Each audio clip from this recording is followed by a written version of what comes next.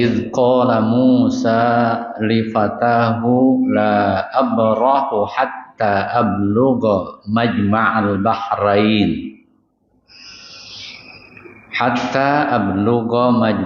bahrain au amdiya huquba.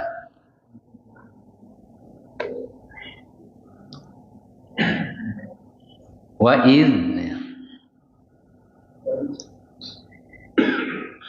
itu adalah kalimat huruf yang menyatakan peringatan. Jadi wa'id dan ingatlah.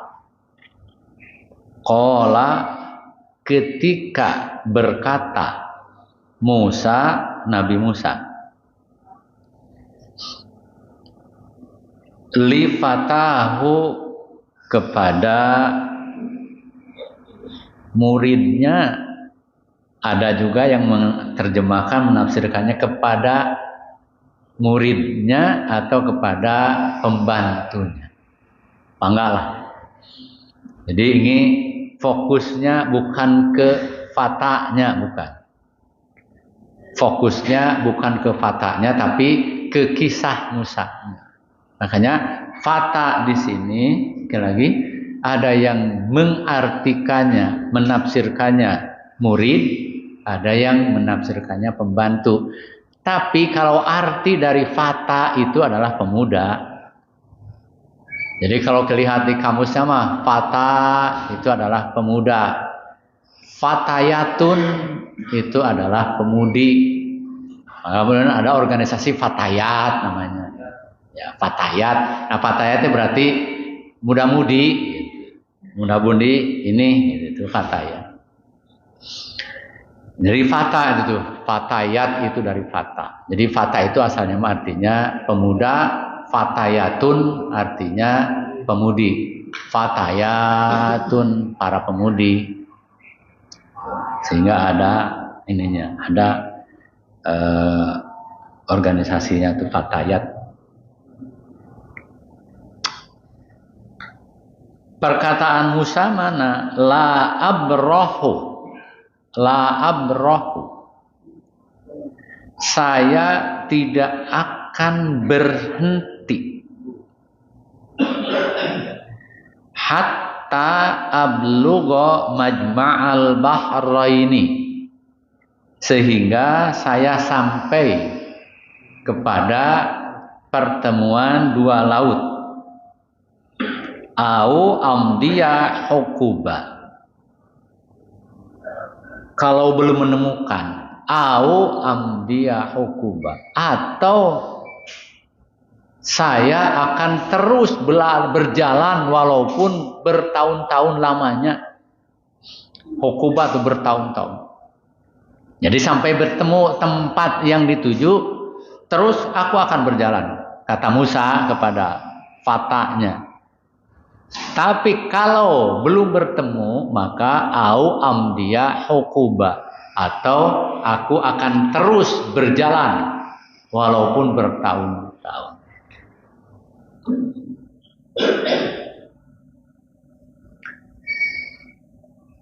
Hadhihi hiya al-qissatu salisatu. Inilah merupakan kisah yang ketiga. Fi hadhihi suratil karimati, pada surat yang mulia ini, yaitu pada surat Al-Kahfi. Ini kisah yang ketiga. Kisah yang pertamanya adalah tentang Ashabul Kahfi.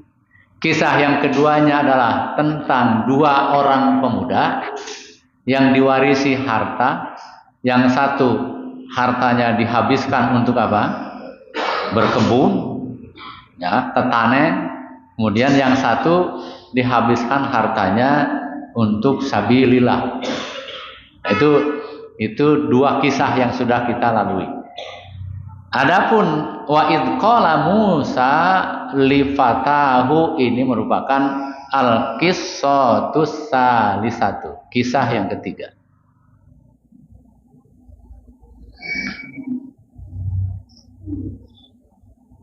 Wal makna, adapun maksudnya dari wa id qala Musa li fatahu la abrahu hatta ablugha majma'al bahraini wal makna maksudnya adalah uzkur zakara yadkuru zikrun mengingat. Jadi uzkur ingatlah oleh kalian hina qala Musa al-kalimu li fatahu ketika Nabi Musa berkata kepada muridnya atau para pembantunya. Mangga Musa al-kalim. Jadi gelar alias Nabi Musa itu al-kalim. Kenapa? Karena wa kallamallahu Musa takliman. Karena Nabi Musa adalah nabi yang secara khusus dipanggil oleh Allah ketika pemberian wahyunya adalah berbicara secara langsung. Wa kallamallahu Musa takliman. Nah, kemudian digelari Musa itu dengan al-kalim yang berbicara langsung. Makanya di sini katakan uzkur hina qala Musa al-kalim li fatahu. Siapa yang dimaksud dengan al-fata di sini atau murid atau pembantunya adalah Yusha bin Nun, yaitu Yusha bin Nun. Jadi nama muridnya atau nama pembantunya Musa itu siapa? Yusha bin Nun. Musa mengatakan la azalu asiru wa atabi'us sayra hatta asila ila multaqal bahri. Dia mengatakan kepada Yusha, saya akan terus-menerus melakukan perjalanan ini.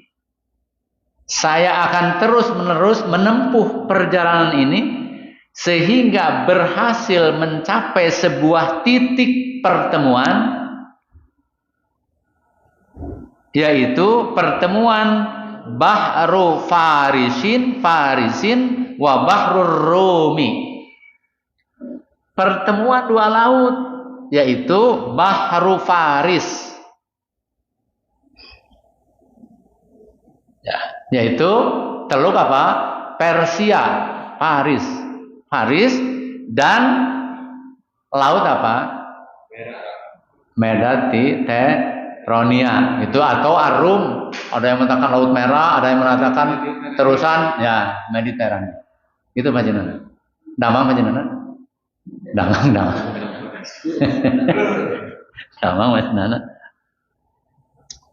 Masjid sudah selesai ndak panjenengan. Ya, ini mudah-mudahan ada rezekinya ya. Lagi bikin tangga sekarang. Jadi itu yang dimaksud titik pertemuan laut itu adalah teluk Persia atau Faris dengan apa? Laut ya Mediterania. Ya. Tapi kemudian ada juga yang mengatakan itu di antara teluk Aqabah dengan apa? Terusan Suez. Tapi kemudian para mufasir akhirnya sepakat. Sepakatnya apa? Sudah mau terusan Suez, mau apa? Teluk Persia, mau apa? Fokusnya bukan masalah di mana tempatnya, tapi ada dua titik pertemuan, yaitu antara pertemuan laut ini dengan yang ini. Yang kemudian di dalam tafsir-tafsir yang lain dikatakan bahwa yang dimaksud pertemuan laut itu bukan hanya fisiknya saja. Memang fisiknya ada pertemuan laut itu. Tapi dalam kisah Musa ini adalah pertemuan antara Musa yang hanya berpikir secara fisik dengan pertemuan hamba Allah yang ditunjukkannya, yang nanti beliau itu akan menjelaskan secara spiritualnya. Jadi pertemuan antara apa? Syariat dan hakikat dalam tafsir Asawi. Mempertemukan antara apa? Syariat dan apa? Hakikat. Ya, kita juga berbicara syariat dan hakikat tuh jangan apa? Jangan takut. Tapi jangan juga ikut gitu. Karena sekarang ini kalau berbicara syariat, hakikat, pasti di dalamnya di tengah-tengahi dengan apa? Torikot. Nah, torikotnya inilah yang kemudian banyak yang apa? Banyak yang keluar. Ya kan? Jadi torikotnya itu banyak yang keluar. Padahal kalau mau digambarkan antara apa? Syariat, kemudian ke apa? Hakikat, kemudian di sini ada torikot. Ya torikot tuh nggak harus torikot yang lain-lain gitu. Tapi kan sekarang mau torikotnya sudah ada. Torikot apa? Qadiriyah. Torikot apa? Naksabandiyah. Ada yang menggabungkan torikot apa? Qadiriyah, Naksabandiyah. Ada torikot apa? Satoriyah. Ada torikot apa? Wah, macam-macam. Asadiliyah dan sebagainya. Padahal sebetulnya kalau kita pahami dengan baik, syariat itu coba apa? Syariat itu aturan. Berarti apa? Hukum. Dasar-dasar hukum yang diletakkan itu syariat. Berarti kalau dasar hukum ada perintah, ada apa? Larangan. Itu hukum dasar. Ada enggak dalam Al-Quran perintah dan larangan? Ada. Berarti itu apa namanya? Syariat. Enggak usah dibentur-benturkan kemana-mana. Itu syariat namanya. Karena syariat adalah pondasi dasar tentang apa? Perintah dan apa? Larangan. Contoh, sholat ada perintahnya enggak? Ada. Surat apa? Al-Baqarah ayat berapa? 43. Wa aqimis sholat. Apa? Dirikan sholat. Berarti apa itu namanya? Iya, berarti apa namanya? Syariat. Kemudian jangan dekati apa? Zina. Berarti apa itu? Larangan. Berarti apa itu? Syariat. Syariat itu adalah pondasi dasar yang isinya tentang apa? Perintah dan larangan. Ada di mana? Di Al-Quran. Tapi kemudian yang melakukan syariat itu banyak atau tidak? Atau masih adakah orang-orang yang tidak melakukan syariat? Masih. Kalau saya punya pemahamannya, torikotnya itu, jalannya itu, caranya adalah melakukan apa yang diperintahkan, menjauhi apa yang berarti sudah apa? Torikot. Karena torikot adalah cara, jalan. Jadi gini, misalkan aqimus sholata wa atuz zakata. Perintah bukan? Berarti apa itu? Syariat. Belum tentu orang melakukan itu. Tapi ada perintah sholat, melakukan sholatnya. Berarti sholat yang dilakukannya itulah merupakan apa? Toriko. Toriko itu apa? Jalan. Cara. Untuk apa? Mendekatkan diri, mencapai tujuan kepada siapa? Nah, maka dengan terus melakukan sholat dan sebagainya, dan sholatnya terus dilakukan dengan apa? Dengan khusyuk. Khusyuknya kembali lagi ke Al-Quran lagi tuh. Ya. Nanti akan mencapai apa? Hakikat. Akan mencapai tujuannya kepada siapa? Beda orang-orang yang sudah benar melakukan sholatnya dengan baik, kemudian dia pas waktu sholatnya apa? Kan ada orang yang sudah hatinya tuh terikat betul. Pas adzan mah, sholat aja dia mah. Berarti perjalanan spiritual torikotnya jalan. Ya torikotnya itu apa? Sholatnya itu. Bukan torikot yang kemudian Qadiriyah, apalagi Naksabandiyah, apalagi kan gitu. Tapi karena ini sudah apa? Melekat. Padahal sederhana, semuanya ada di Al-Qur'annya itu. Baik apanya? Syariat ataupun apa? Torikot ataupun apa? Hakikat. Nih, perjalanan Musa mencari siapa? Khidir kan di sini tuh. Di titik pertemuan dua apa? lautan, realnya fisiknya ada nggak? Tapi secara filosofisnya adalah mempertemukan pengetahuan Musa yang masih secara apa? Syariat, mempertemukan dengan pendapat siapa? Khidir yang sudah apa? Hakikat. Kenapa? Kan Musa hanya nanti bertanya, kenapa perahu ini dilobangin? Syariat nggak kira-kira? Syariat, hakikat itu berbicara di balik apa yang dilakukannya itu. Kata Khidir, kamu tidak tahu, makanya tidak akan sabar bertemu dengan saya. Kenapa saya melakukan ini? Nah itu, berarti di balik itu namanya apa? Hakikat. Tapi hakikatnya tadi tidak harus mengikuti dari torikot ini, torikot ini, torikot ini. Sehingga kemudian nanti diklaim, sehebat apapun Islamnya, berapa puluh kali, berapa ratus kali naik haji pun tidak akan apa? Selamat, kecuali sudah apa? Talqin kadia ya, sebagai jurunya. Nah, itu menjadi paham nggak? Kan ini yang sekarang banyak apanya? Padahal menurut saya tadi syariat itu adalah fondasi dasar yang berupa apa? Perintah dan apa? Larangan. Karena syariat itu artinya apa? Hukum. Artinya apa? Aturan. Artinya apa lagi? Undang-undang. Itu syariat. Di undang-undang itu adanya adalah peraturan, perintah, apalagi kan gitu. Dan anjuran kan? Ada perintahnya, ada anjurannya. Ada nggak semuanya di Al-Quran? Berarti kalau kita memahami itu perintah dan larangan, berarti itu apa? Syariat. Melakukan perintahnya berarti apa? Thariqah. Thariqah itu apa artinya? Jalan. Kan masih banyak juga orang yang tahu syariatnya tapi tidak melakukan thariqahnya. Tahu syariatnya mah perintah sholat, surat Al-Baqarah ayat berapa? 43, tapi tidak dilakukan. Berarti thariqahnya tidak di bagaimana mencapai apa? Hakikat. Karena saya yakin orang-orang yang sudah tahu syariatnya, perintah dan larangannya, dilakukan perintah dan larangannya, berarti disebut dengan apa? Thariqat. Setelah itu dia akan tahu hakikatnya enggak?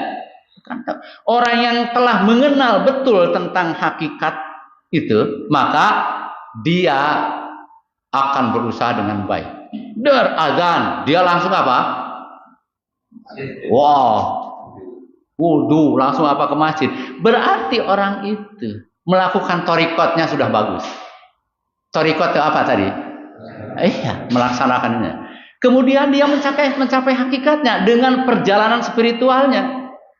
Perjalanan spiritual itu berada pada sholat tadi. Itu perjalanan apa?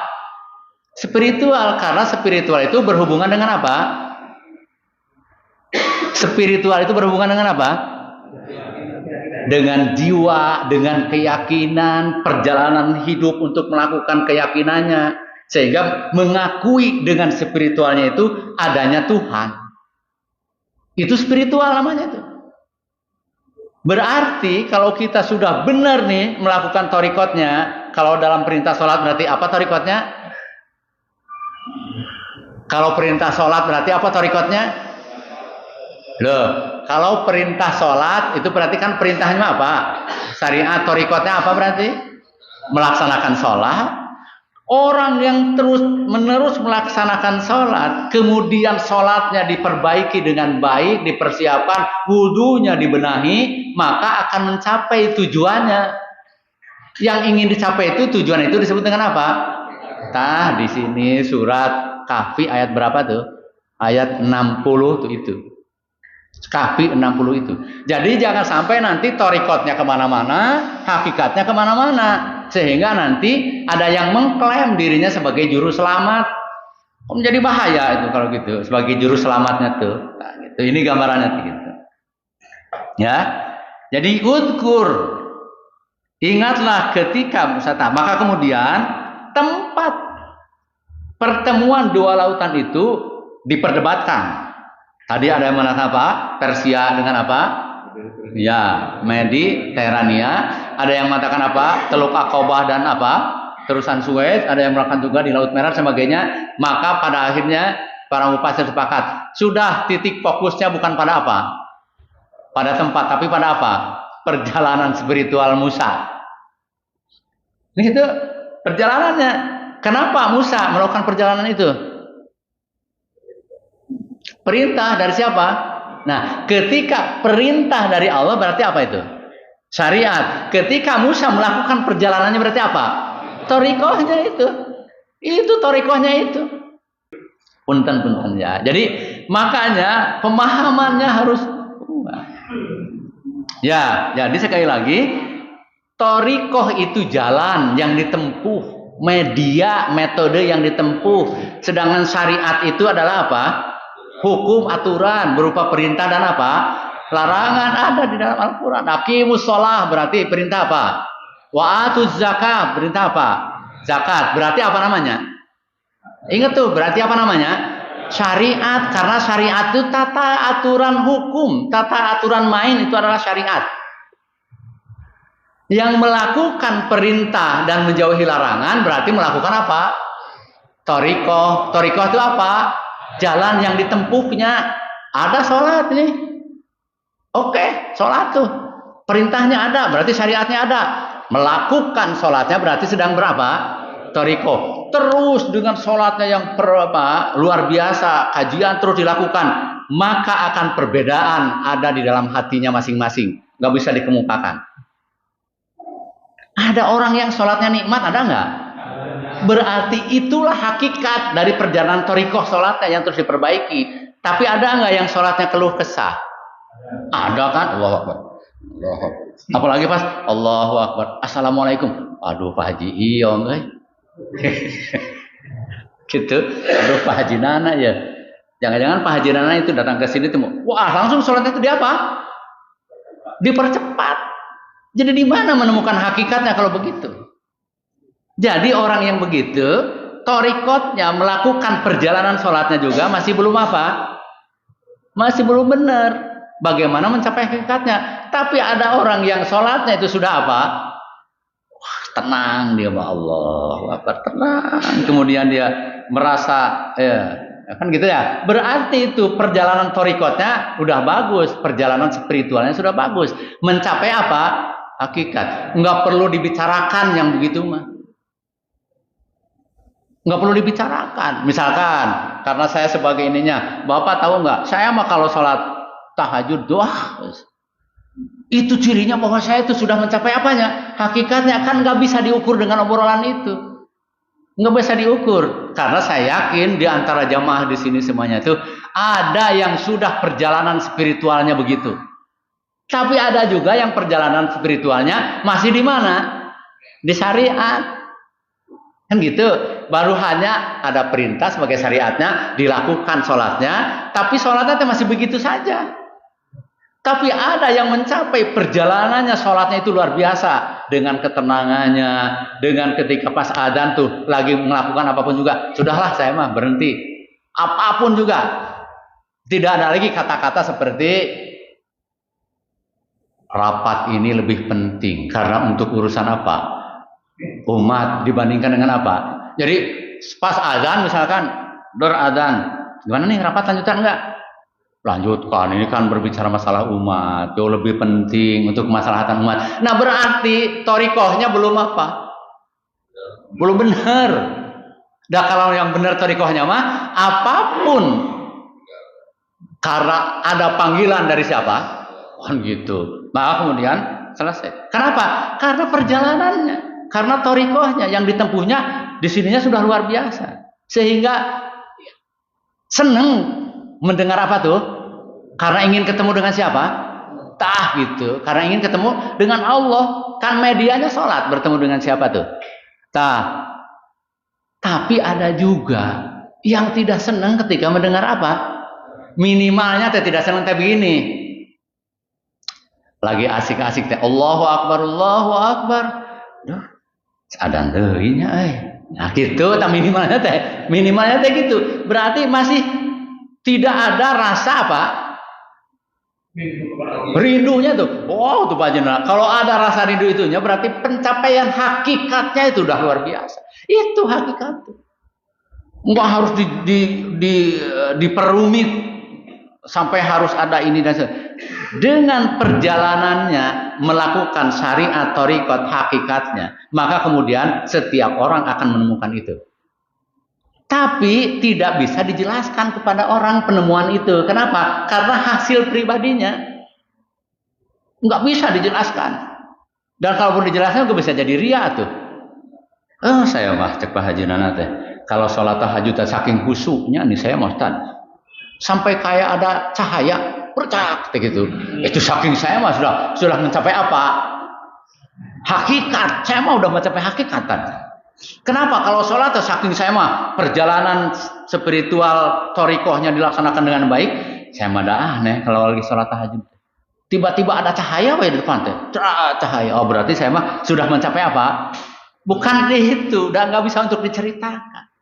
Nggak bisa untuk diceritakan. Dan tidak bisa kita meremehkan juga orang. Wah, ini masih pada di mana? Ini masih pada ngambang, ini syariat semuanya. Walaupun nggak bisa, karena mempunyai ini kan. Nah itu perjalanan ini yang dimaksud. Oke ya. Kemudian, ya, di mana itu? Tadi adalah titik temu pertemuan antara Teluk Persia dan apa? Lautan. Ya, itu mimayali jihatul masyriqi yang berada di sisi timur. Sisi timurnya sebelah mana juga itu harus tahu petanya juga. Tapi jangan di sini. Kemudian wahwa majma'ul bahraini, itulah yang disebut dengan pertemuan dua lautan. Au amdiyah hukuba, atau kalau saya sampai belum menemukan pertemuan titik itu, saya akan terus berjalan walaupun bertahun-tahun. Kata siapa? Berarti sungguh-sungguh menempuh apanya? Thariqahnya tuh, menempuh perjalanannya tuh sungguh-sungguh dia. Nah, dengan kesungguhannya akan ketemu hakikat gitu. Sungguh-sungguh dia menempuh apanya teh? Thariqatnya teh. Kan kita mah enggak. Udah jelas ada perintah sholat sebagai syariatnya, ada aturannya. Kalau perjalanannya jauh, maka kemudian boleh untuk di apa? Di jama, boleh juga untuk di qashar, boleh juga apa? Jama dan qashar. Ada peraturan teh ada. Malah tidak dilakukan. Kenapa? Karena ragu dengan syariatnya, ragu dengan aturannya. Masih ada orang-orang yang ragu dengan syariat itu. Daripada dia melakukan apa? Jama, daripada melakukan qashar, daripada melakukan jama dan qashar, lebih baik apa? Ada yang ditinggalkan, ada yang dirapel sholatnya. Perjalanan dari sini ke Malang, misalkan dari sini jam berapa sampai Malang jam 8 pagi, berarti asar tidak sholat, maghrib tidak sholat, isya tidak sholat, subuh tidak sholat. Pas sampai di kontrakan, masuk mandi, sholat asar, sholat maghrib, sholat isya, sholat apa? Yang jelas tidak ada apanya. Tidak ada apanya? Syariatnya. Gitu.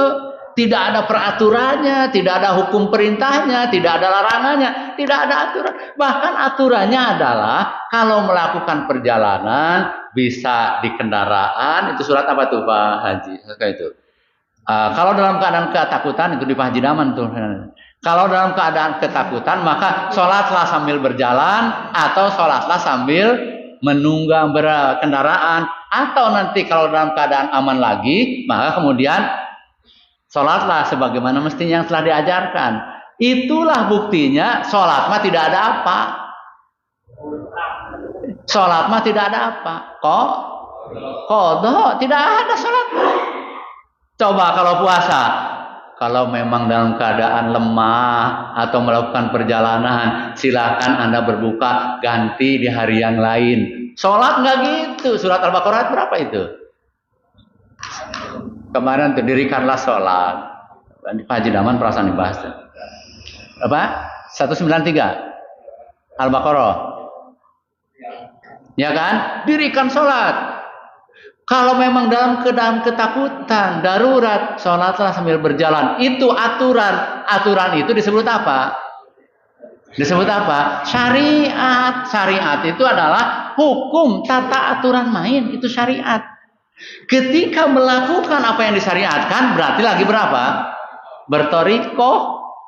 Nah, Nabi Musa disyariatkan nih. Kenapa? Karena asbab nuzul tentang ayat ini adalah kesombongan siapa? Nabi Musa. Ketika Nabi Musa lagi apa? Berpidato di Bani apa? Israel, di kaum Yahudi.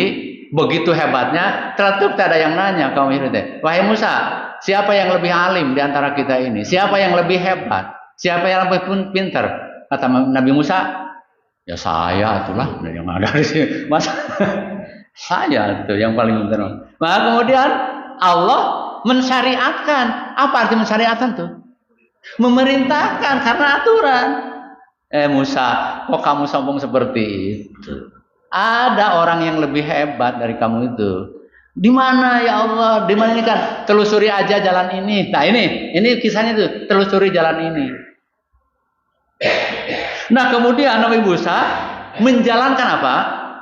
Syariat, menempuh apa? Thariqat, sungguh-sungguh enggak? Bukti kesungguhannya au amdiyah hukuba, atau saya akan terus berjalan kaki. Akan berjalan kaki. Berbeda dengan kita, aduh nyerahlah gitu. Ini enggak, saya tuh au amdiyah hukuba, akan terus berjalan kaki walaupun bertahun-tahun sebelum menemukan itu. Nah, sama berarti kita juga syariatkan sholat, berarti tempuh tarikohnya, yaitu dengan melakukan apa? Sholat, tapi sholatnya harus terus diperbaiki.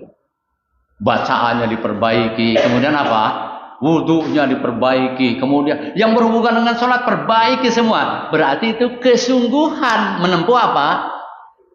Thariqah. Orang yang sungguh-sungguh menempuh thariqahnya akan ketemu apa? Hakikatnya itu adalah kenikmatan ibadah itu. Karena merasa menemukan tadi, ya Allah. Kan sekarang kalau ada, karena sering kita belajar. Nah, berarti belajar gini menempuh apa ini? Thariqah. Ada perintahnya enggak? Berarti ada syariatnya enggak? Apa syariatnya itu?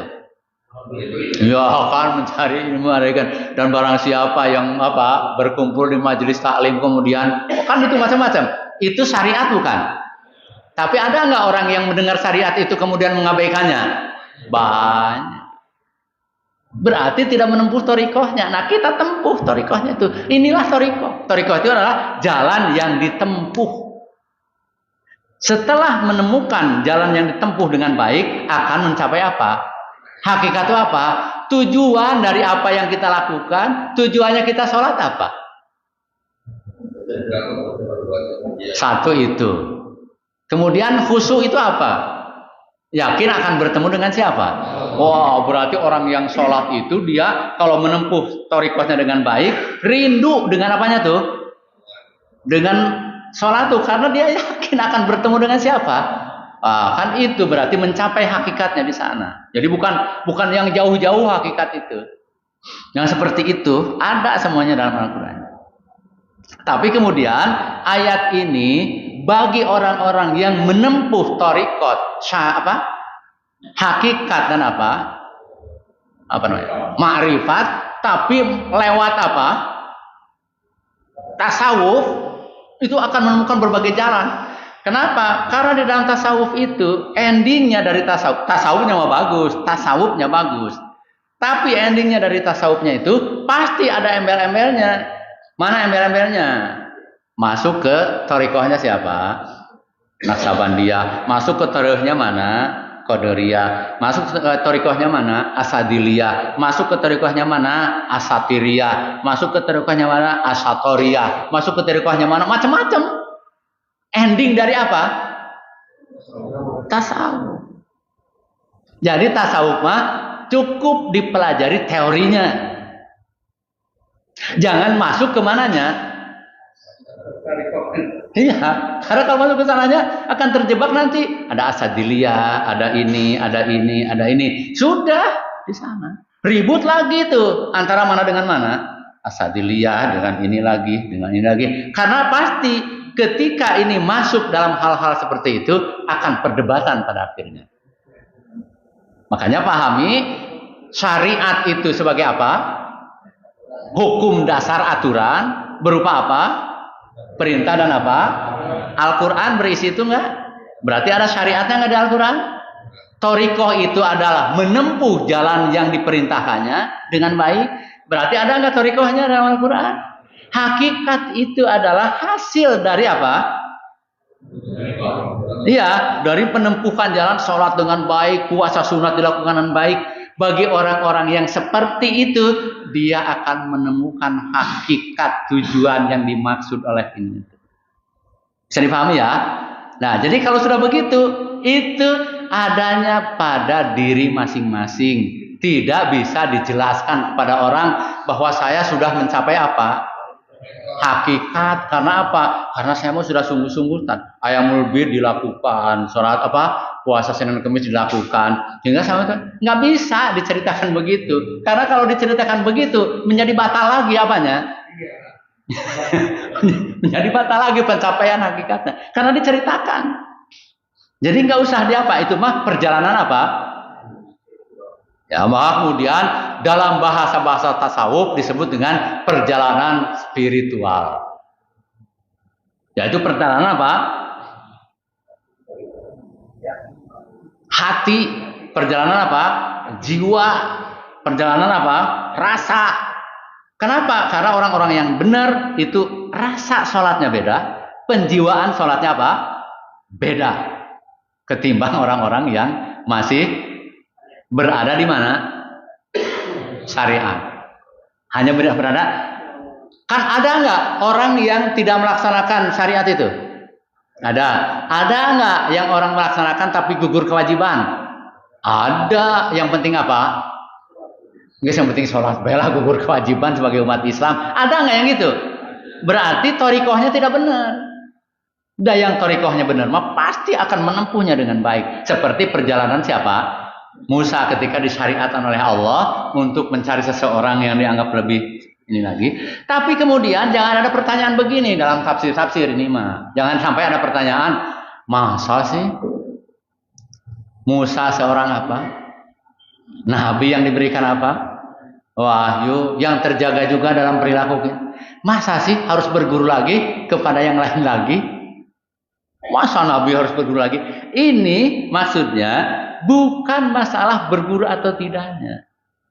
Tapi tadi menempuh thariqatnya. Kenapa? Karena ada kekeliruan menurut Allah ketika, jadi ada kesalahan lah. Ketika mengatakan siapa yang paling hebat itu saya. Kata Allah nggak begitu. Nah, teguran Allah kepada Nabi sama begitu. Padahal Nabi Muhammad ditegur nggak? Di surat Kahfi. Di surat Kahfi ditegur nggak? Ditegur apa? Ketika dia mengatakan besok saya ceritakan. Tapi kan karena Nabi Muhammad beda lagi syariatnya, tidak sanksinya begitu. Tapi Allah jangan begitu atuh. Katakan apa? Insya Allah. Cukup begitu aja. Ditegur Nabi Muhammad tuh di sini juga. Sama, Musa ditegur di sini, tapi tegurannya Musa itu harus menempuh thariqah itu. Sementara tegurnya Nabi Muhammad hanya apa? Jangan ngomong begitu atau insya Allah. Oh, berarti Nabi juga ditegur. Apalagi siapa? Nah, bukan berarti kemudian katanya Nabi udah hebat, kok ditegur juga tuh Nabi Muhammad ditegur, Nabi bisa ditegur. Ini adalah sebuah apa? Kisah untuk tuntunan buat kita. Ini harus dicontoh. Berarti kita juga jangan kemudian melakukan itu apa yang dikatakan Nabi Muhammad tanpa mengucapkan apa? Kita juga jangan merasa paling apa? Pinter sehingga nanti ditegur kayak Nabi siapa? Makanya tidak ada kita ini dalam artian wah ya semuanya jadi gini, harusnya dicantolkan pada siapa? Siapa Musa yang paling halim, yang paling hebat di sini? Alhamdulillah. Saya ini diberikan apa? Ilmu oleh Allah, sehingga saya diberikan kelebihan oleh Allah daripada yang lainnya. Itu sebetulnya mah dalam tafsir yang diinikan gitu. Sehingga apalagi kita tuh Nabi saja digitukan, apalagi kita. Siapa kita? Berarti nanti kita pun kalau ada apa hal-hal seperti itu harus dirunutkan pada siapa? Tapi tetap baik masih ayah teh. Masih ayah teh misalkan. Nah, tadi karena ada anjuran santri orang tuanya pengen liburan, makanya Ian mah nggak pulang ikut sama Abi. Ayah, wah ada ayah di sini teh. Kalian semua ya, yang penting nurut sama Abi aja. Ada kurang di teh. Astagfirullahaladzim. Ingat deh Pak Haji Nana itu teh. Suka ada kita teh Pak Haji yang itu. Misalkan, Abi terima kasih ya anak saya udah dididik di sini. Udah, yang penting begini aja. Anak ibu nurut aja sama Abi. Hebat pisan eta. Gitu nah. Ya. Tapi karena kita ngaji surat Al-Kahfi jadi apa? Astagfirullahaladzim ya Allah. Kok perasaan gitu teh masih aya wae. Udah, yang penting menurut aja. Gitu tuh suka ada. Lepas kendalinya tuh. Tapi minimalnya ketika begitu eling lagi, inget lagi, ya Allah kok salah lagi. Berarti kita torikohnya tetap lagi di apa? Diuji dan ditempuh terus torikoh itunya tuh. Gitu dengan penuh kesungguhan. Karena buktinya ketika ngomong gitu tuh ingat, ya Allah kok hebat pisan saya ya. Dalam hati gitu. Kok yang penting udah anak ibu, yang penting nurut aja sama Abi. Insya Allah lah. Nah, tapi masih pakai apa? Cuman insya Allah nih, insya Allah ada sombong di sininya. Gitu. Nah, ini perjalanannya, ya. Kemudian, asiru zamanan tawilan amdiyahu kubate. Saya akan menempuh perjalanan yang begitu panjang kalau belum menemukan ini. Mahma imtadda. Berapapun lamanya. Mahma imtadda. Berapapun lamanya akan saya tempuh perjalanan ini. Wah, berarti sungguh-sungguh itu torikohnya. Sungguh-sungguh menjalankan apa? Syariat. Syariatnya berupa apa? Perintah. Karena syariat ada perintah, ada juga apa? Larangan. Oke. Kemudian ila an ablugha dzalikal makani, sampai saya menemukan tempat itu, yaitu Majma'al Bahrain. Kemudian mana tadi? Wah, ini ceritanya tuh kan nggak harus cerita yang runut, enggak.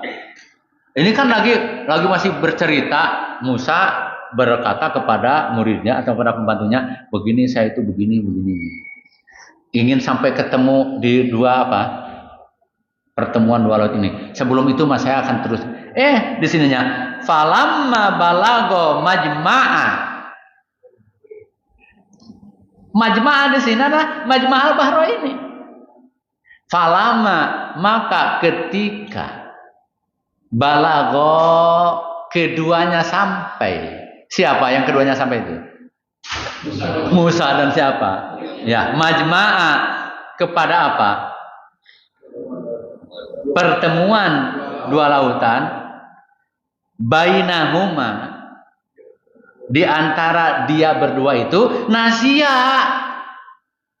Lupa, dua-duanya lupa. Hutahuma.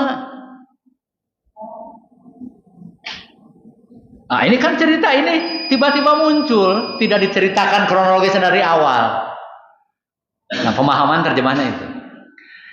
Ketika dia sudah sampai mencapai, berarti sudah melewati itu. Dua Majma'al Bahrain itu sudah terlewati. Nasya hutahuma. Kedua-duanya di antara mereka dua itu lupa bahwa mereka itu bawa apa? Ikan. Bahasanya di sini hutun, ikannya tuh. Padahal nama ikan itu adalah samak. Nah, nanti kita, apa bedanya nanti hut dengan samak? Sama-sama ikan, bedanya apa? Terima kasih. Assalamualaikum warahmatullahi wabarakatuh. أعوذ بالله من الشيطان الرجيم وإذ قال موسى لفتاه لا أبرح حتى أبلغ مجمع البحرين أو أمضي حقبا فلما بلغا مجمع بينهما نسيا حوتهما فاتخذ سبيله في البحر سربا